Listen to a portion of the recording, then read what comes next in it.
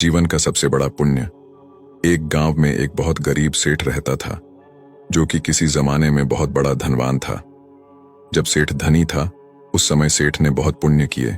गौशाला बनवाई, गरीबों को खाना खिलाया, अनाथ आश्रम बनवाए और भी बहुत से पुण्य किए थे। लेकिन जैसे जैसे समय गुजरा, सेठ निर्धन हो गया। एक समय ऐसा आया कि राजा ने ऐलान किया कि यदि किसी व्यक्ति ने कोई पुण्य किए हैं तो वह अपने पुण्य बताए और अपने पुण्य का जो भी उचित फल है ले जाए। ये बात जब सेठानी ने सुनी तो सेठानी सेठ को कहा कि हमने तो बहुत पुण्य किए हैं, तुम राजा के पास जाओ और अपने पुण्य बताकर उनका जो भी फल मिले ले आओ। सेठ इस बात के लिए सहमत हो गया और दूसरे दिन राजा के महल जाने के लिए तैयार हो गया।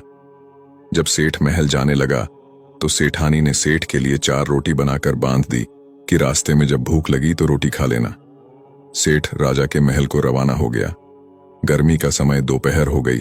सेठ ने सोचा, सामने पानी की कुंड भी है, वृक्ष की छाया भी है, क्यों ना बैठकर थोड़ा आराम किया जाए, वह रोटी भी खा लूंगा। सेठ वृक्ष के नीचे रोटी रखकर पानी से हाथ मुंह धोने लगा।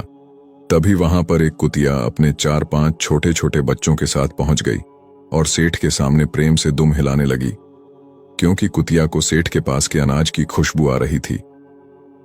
कुतिया को देखकर सेठ को दया आई। सेठ ने 2 रोटी निकाल कुतिया को डाल दी। अब कुतिया भूखी थी और बिना समय लगाए कुतिया दोनों रोटी खा गई और फिर से सेठ की तरफ देखने लगी। सेठ ने सोचा कि कुतिया के 4-5 बच्चे इसका दूध भी पीते हैं, 2 रोटी से इसकी भूख नहीं मिट सकती।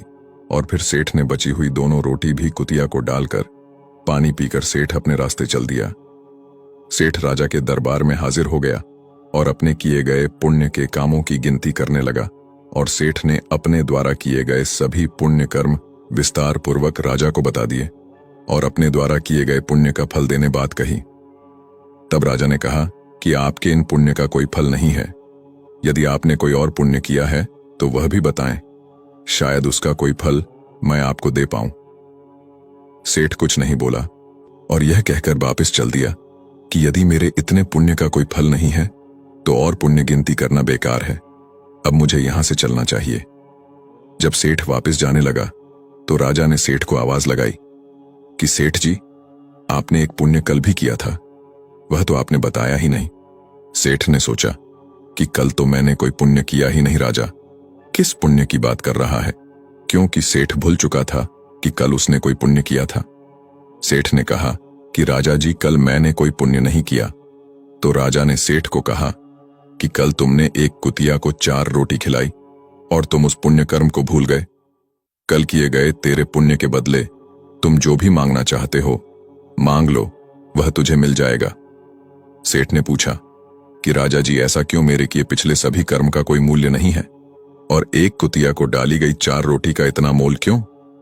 राजा ने कहा, हे सेठ, जो पुण्य करके तुमने याद रखे और गिनकर लोगों को बता दिए वह सब बेकार है, क्योंकि तेरे अंदर में बोल रही है कि यह मैंने किया। तेरा सब कर्म व्यर्थ है जो तू करता है और लोगों को सुना रहा है। जो सेवा कल तुमने रास्ते में कुतिया को 4 रोटी पुण्य करके की, वह तेरी सबसे बड़ी सेवा है। उसके बदले तुम मेरा सारा राज्य भी ले लो, वह भी बहुत कम है। देने के लिए दान, लेने के लिए ज्ञान और त्यागने के लिए अभिमान सर्वश्रेष्ठ है। जय जय श्री राधे।